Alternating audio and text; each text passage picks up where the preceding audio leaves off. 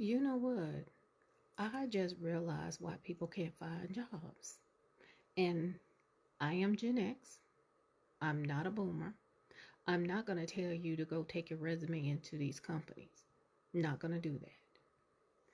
But, and I'm not saying this from the outside looking in, I actually went through two assessments for a job that has four steps. And let me tell you something, the job market is not just broken, it's extracting free labor from people and calling it a process.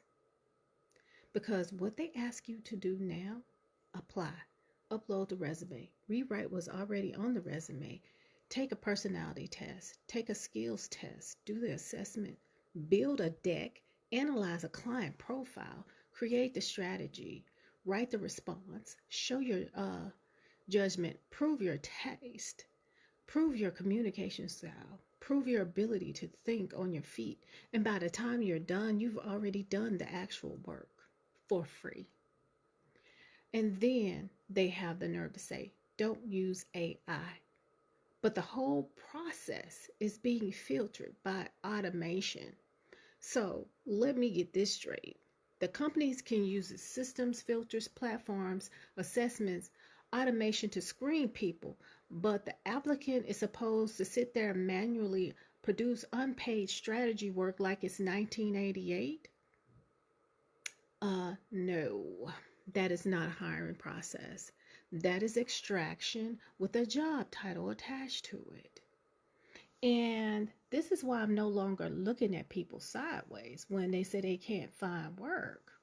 Because a lot of people aren't lazy. A lot of people aren't unqualified. A lot of people are not lacking talent.